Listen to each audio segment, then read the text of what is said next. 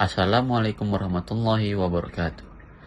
Hari ini, saya dan kumpulan saya akan membentangkan konsep, fungsi, dan kepentingan generalisasi. Saya, Muhammad Akimin bin Ridwan, dan rekan-rekan saya, Muhammad Najmi bin Raslan, dan Muhammad Zulaimi bin Ajarin. Topik yang kami akan membentangkan ialah konsep generalisasi, fungsi generalisasi dalam menjelaskan peristiwa sejarah, dan yang terakhir, kepentingan.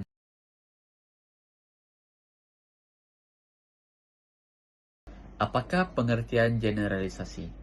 Generalisasi ialah merupakan perihal yang membentuk gagasan atau simpulan umum dari sesuatu kejadian, hal, dan sebagainya. Selain itu, generalisasi juga adalah satu penarikan simpulan umum dengan hanya memperhatikan hal-hal yang bersifat umum tanpa harus menelaah hal-hal yang bersifat khusus. Maka, generalisasi dapat ditarifkan sebagai sebuah penyamarataan. Generalisasi mempunyai dua tujuan, yaitu simplikasi dan saintifikasi. Simplikasi dalam generalisasi adalah untuk memudahkan sejarawan untuk menganalisis sejarah agar lebih mudah difahami secara jelas. Simplikasi diperlukan oleh sejarawan agar penyederhanaan yang ditentukan melalui pembacaan itu akan membimbing sejarawan dalam mencari data, interpretasi, melakukan kritikan sumber, dan penulisan. Manakala, saintifikasi adalah membuat teori awal atau andaian yang boleh dibuat secara pengiraan, anggaran atau ramalan awal, tetapi tidak semua teori awal atau andaian itu adalah benar. Dalam konsep generalisasi, terdapat banyak jenis generalisasi, seperti konseptual, tematik, sosial, personal, dan spatial. Jenis generalisasi. Jenis yang pertama ialah generalisasi konseptual. Generalisasi ini disebut sebagai generalisasi konseptual karena ia berupa konsep yang menggambarkan fakta. Ketika orang menyatakan nasionalisme, dan bukan maksudnya yang lain seperti semangat kerakyatan, perjuangan, cinta akan negara, maka dalam gambarannya ialah semangat perjuangan demi membebaskan negara daripada jajahan dan campur tangan kuasa asing dalam pentadbiran negara. Kesemua istilah itu mempunyai denotasi dan konotasi yang tersendiri. Seterusnya ialah generalisasi tematik. Ia adalah proses penarikan kesimpulan umum berdasarkan tema atau pola yang ditemukan dalam suatu kumpulan, data, informasi, ataupun teks. Dalam konteks ini, generalisasi dilakukan dengan mengidentifikasikan idea atau pesan utama yang muncul secara konsisten dan mengaitkannya dengan pemahaman yang lebih luas. Contohnya, dalam cerita-cerita rakyat, tema kebaikan melawan kejahatan sering muncul, sehingga dapat digeneralisasikan bahwa cerita rakyat mengajarkan nilai moral tentang kemenangan atas kejahatan. Seterusnya ialah generalisasi sosial. Ia adalah proses di mana individu atau kelompok membuat kesimpulan luas atau umum berdasarkan pengalaman, pengamatan, atau interaksi sosial. Dalam konteks sosial, generalisasi sering mencakup pandangan yang diterapkan pada kelompok atau individu tertentu tanpa mempertimbangkan variasi atau konteks yang spesifik. Contoh generalisasi sosial ialah semua wanita lebih peduli kepada keluarga daripada pekerjaan. Seterusnya ialah orang yang tinggal di bandar cenderung tidak ramah dengan para masyarakat. Seterusnya ialah generalisasi personal. Ia adalah proses di mana seseorang membuat kesimpulan umum berdasarkan pengalaman, pengamatan, atau pandangan pribadi mereka.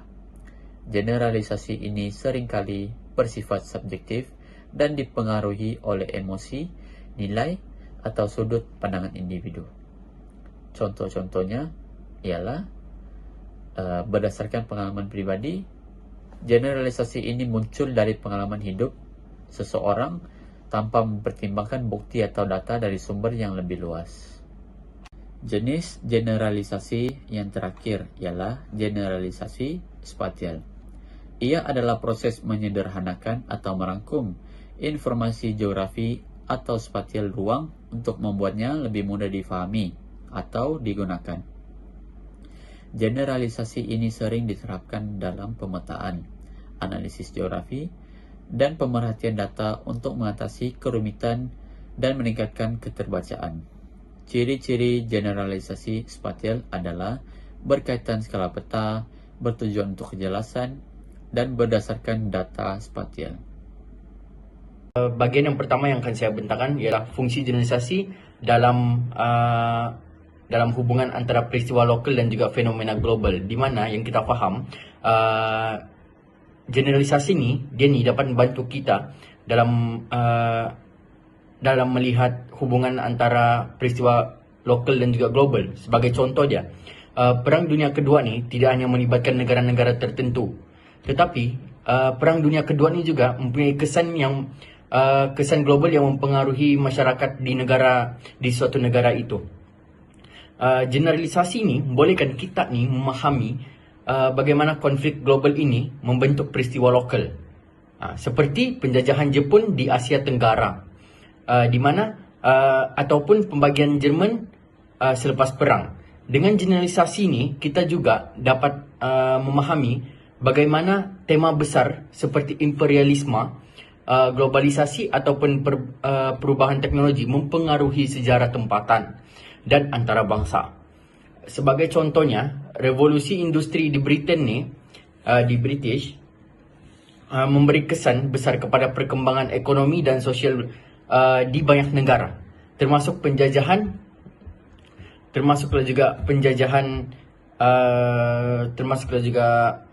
penjajahan di Asia dan Afrika.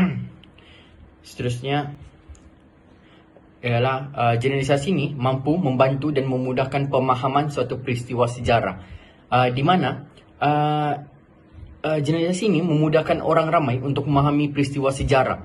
Malah generalisasi ini juga boleh mengisi kekurangan yang terdapat di dalam suatu kajian sejarah.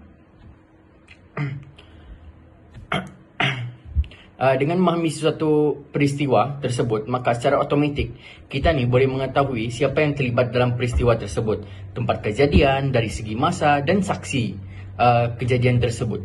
Oleh itu, generalisasi ini juga penting dalam memahami sesuatu peristiwa sejarah, di mana generalisasi dalam kajian sejarah, tempat atau kawasan sejarah dapat ditemukan dan ditentukan mengikut sudut kawasan sejarah. Oleh hal yang demikian, penemuan-penemuan ini akan digeneralisasikan dan menjadi panduan umum para pengkaji. Para sejarawan turut mendapati bahawa apabila mereka menjalankan kajian, generalisasi ini dapat lebih memudahkan dan juga mempercepatkan untuk mengetahui tempat atau tapak yang ingin dikaji. Justru pendekatan generalisasi ini amat wajar digunakan dalam kajian sejarah kerana dapat menghubungkan dan menyatukan tempat-tempat peninggalan sejarah. Selain daripada itu, fungsi utama generalisasi ini adalah untuk memberikan panduan bagi kini dan juga masa hadapan. Generalisasi ini membantu kita mengenal pasti pelajaran daripada peristiwa lampau. Sebagai contoh, generalisasi tentang kesan peperangan terhadap masyarakat, seperti kemusnahan ekonomi dan penderitaan manusia, boleh membantu kita memahami pentingnya mengelakkan konflik bersenjata.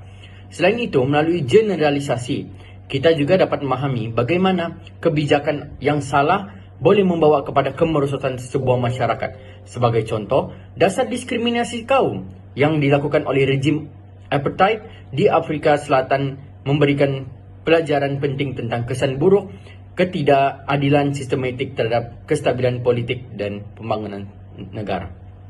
Selain daripada itu juga, fungsi lain generalisasi ini ialah untuk menyusun pengetahuan sejarah dengan cara yang lebih sistematik. Sebagai contoh dia, apabila mengkaji sejarah yang bertamadun, kita dapat membagikan perkembangan tamadun ke dalam kategori seperti ekonomi, politik dan juga budaya. Generalisasi ini memudahkan kita memahami bagaimana pelbagai aspek tamadun berinteraksi dan mempengaruhi satu sama lain. Contohnya, generalisasi ini memudahkan kita memahami bagaimana pelbagai aspek tamadun tu berinteraksi dan mempengaruhi satu sama lain. Contohnya dalam tamadun Mesopotamia, Sungai Tigris dan Euphrates memainkan peranan penting dalam pertanian dan perdagangan.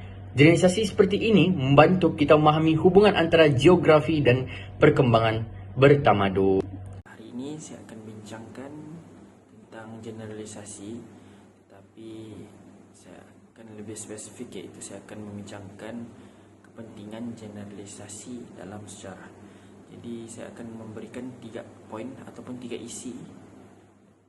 Jadi isi yang pertama yang ingin saya bincangkan adalah kepentingan generalisasi ini adalah menghindari bias ataupun penafsiran yang salah lah.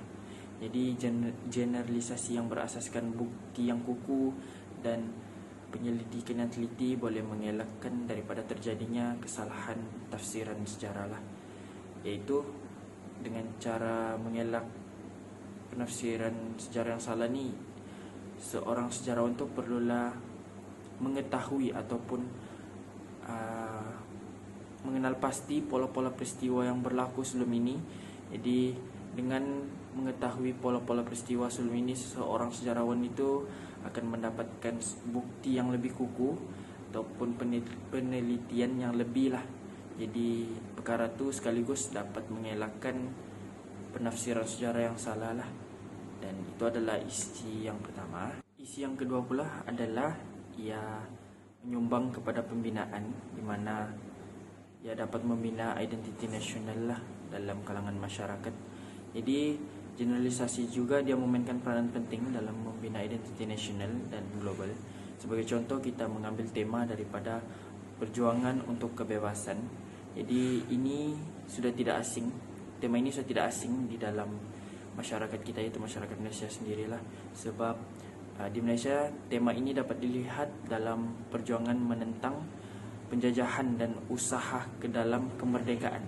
Jadi dengan memahami tema ini, rakyat Malaysia ataupun kita sendiri boleh menghargai pengorbanan